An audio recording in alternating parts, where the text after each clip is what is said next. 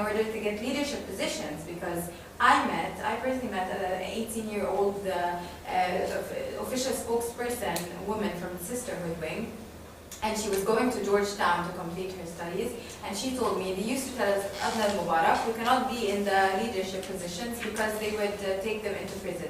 Now it's not happening, so now we're going to demand to be there, now we're going to demand elections. And she approached me and talked to me because she was interested in gender issues. My aunt is in the Muslim Brotherhood. She's one of the sisters. She's not in the party, but she's in the group. And she is far more, she wears the niqab, everything.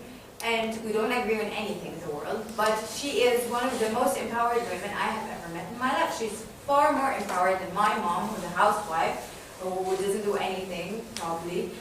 No, I don't mean it in a bad sense, but I'm just saying, now compared to my aunt who's like, goes out at 10 a.m. in the morning, comes back at 10 p.m. and she doesn't cook for her husband, my mom is very disempowered. And this is how she explains Sharia and her role. She has a role in society, she has a duty, she goes out and she works all day and she does all of these things out of her feeling of this Sharia. So there is, but I'm not saying that her official discourse would be necessarily in any way empowering, or I wouldn't want my aunt in any constituent assembly there is, or in the parliament. But would she ever say that I shouldn't go to university? No. Would she ever say that any girl doesn't deserve education? No, but then again, what kind of education? So there is a lot of nuance. I wouldn't say, no, women should not be seen as a one homogeneous liberator group. There are oppressive women, but at the same time, sometimes it makes me wonder, I mean, they are oppressors, they say this and that, but they are themselves in the parliament. They have fought very hard. They are themselves staying late till 12. I was just watching this session, Constituent Assembly session. This is actually one of the very smart ways that they sideline women, is that the session runs till 1 a.m. in the morning. What woman would stay there? I wouldn't, honestly. I wouldn't. I mean, I'm not married or anything, but I wouldn't stay till 1 a.m. I'd be scared going back. And this is how they sideline women. They're not there in the important discussions. But at the same time, another session, it was running late, and she was there, veiled in everything. A very good housewife who says bad things about women taking part, but she was there till 1 a.m. in the morning working on the Constitution. So I don't know. I don't know. I wouldn't say just because she's veiled, she's disempowered. Or Asma Mahfouz was veiled and she was calling upon people to go to the streets. And Samira Brahimo, they performed virginity tests on her. She was veiled. She is veiled. She comes from a very conservative family, but I do not have any doubt whatsoever that this girl is so amazingly powerful and a human rights defender. So I don't know. I have no answers.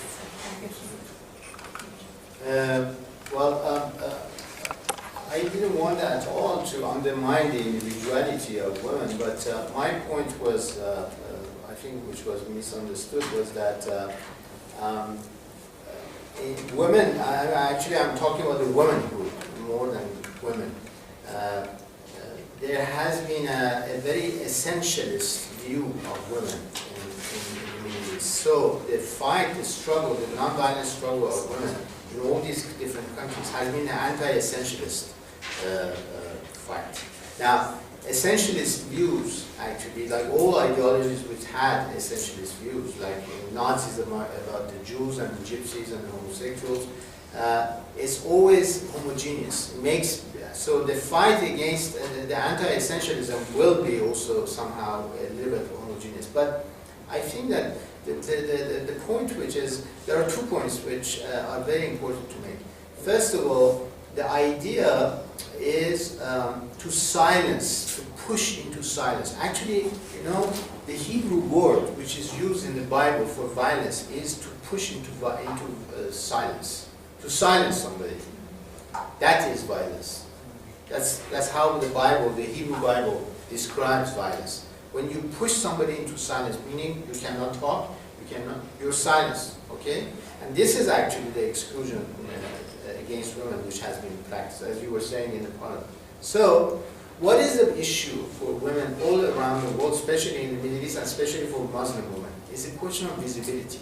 Now, this visibility is done either with scarf or without scarf, either with veil or without veil. In the Iranian Revolution of 1979, women wanted to become visible, and they did it with scarves and without scarves, okay?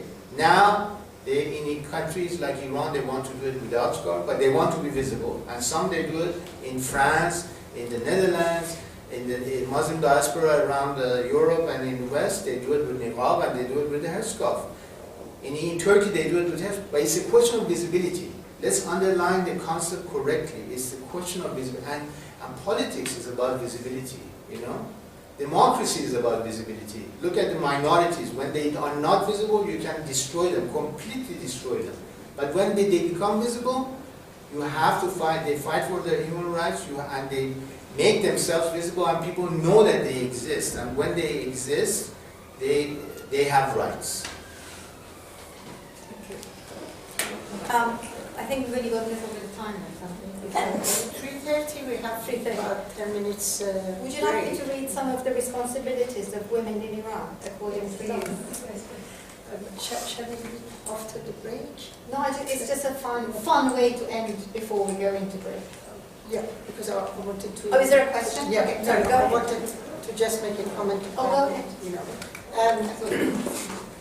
now, what you were saying about women all around, you know, Europe or in the Middle East wearing more hijab, I think personally it's like more a fashion.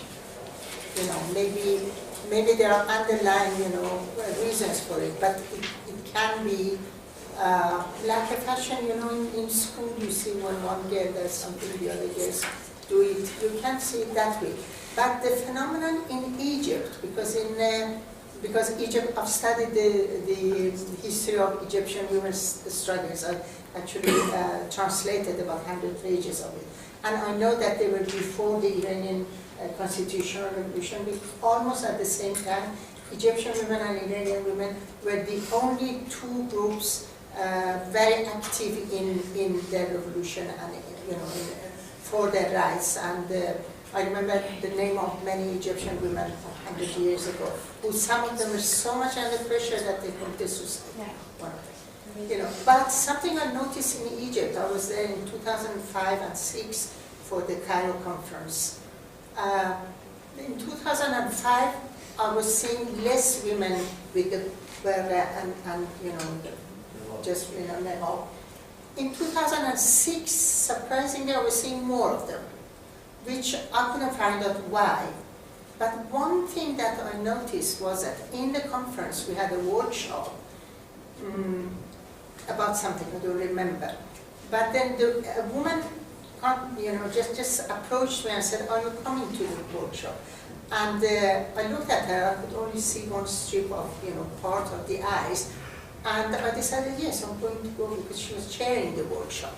And when I went there and the workshop finished, I went to her and told her, I've never in my life attended in a workshop more interesting than that one that she chaired. She was an extremely highly educated woman working in Cairo University and the LSE here. I think she was expert in economics, something, you know, and very, very powerful woman, very knowledgeable woman, you know. So I think the Muslim Brotherhood have got a lot of women, because the spokesperson is a woman. I've got a lot of very powerful, you know, women in their rank and file. And as Ramin said, it's not about, you know, how they represent themselves, whether it is with the niqab, with, you know, a scarf or whatever. It is their presence there. And I think even in the Muslim Brotherhood, there's quite a lot of them over there. So I think we shouldn't be too sensitive about, you know, women wearing the job here or in France or in around Europe. I take it as a phase going through for recognition, you know, for self-portrayal of having a culture different from the Western. I think one more point, I'm so sorry, Go ahead. but there's a lot of politics around the veiling in Egypt, because my dad has a theory. It was a show of political power, political muscles, that the more the veil, that means the presence of the brotherhood is more in the streets. It was an opposition of the regime. But also there's the fact that if you put on a veil, your parents would let you have an hour more in your curfew. Exactly. So if you put on a veil, you get less harassed. I mean, they are harassed, but you get less harassed. like, I would be very jealous of women living in Egypt because they look so gorgeous. They're wearing amazing clothes that I can't wear, because if I wear with my hair, then I'm the loose and dangerous, like Casey mentioned. But they can get away with the tight jeans and everything because they are covering their hair. So there's a lot of politics. It's not only a show for religiosity. It's belonging. It's getting away with things. Actually, we used to make our friend drive when we go through checkpoints because she's veiled. The police officers would let us. These are good girls. You wouldn't be doing anything wrong. That's part of empowerment. I think the one point that we shouldn't forget is this question of power that Roman was also talking about. Women in politics are not necessarily there to further women's progress. They're there because they're political activists, they're political animals. They're there for the power that they have. So the same as here, we have women in parliament here who don't necessarily fight for women's rights. They're fighting for their own political ideology, for their own economic whatever program or whatever it is they have. So we shouldn't expect women in the Middle East, just because they're in office, to be standing up for equal rights or women's rights or whatever. We have to remember that as human beings, people have ambitions and they want to make political progress. And if a woman happens to be one of the only 8 in the Islamic Consultative Assembly in Iran, she's not going to endanger that position by taking a minority position. We have women like the woman you described in Iranian parliament, who is the most backward, oppressive woman. Even the men mock her because she is just so outspoken against women. But that's a political power game that they're playing. And she's there because of her political power, because of all the fringe benefits of being an MP. It just makes life so much easier. You know, but what I'm saying is we shouldn't expect women in positions of power, all of them, to be women's rights activists just because they are in a position of power or in political office. Some of them are not even aware of it. We shouldn't automatically expect them to start, you know, beating their chest for equal rights somewhere. Although their very presence means that, but it doesn't mean that they're going to advocate it. We have about 10 minutes or something break, and then we can come back and continue this discussion.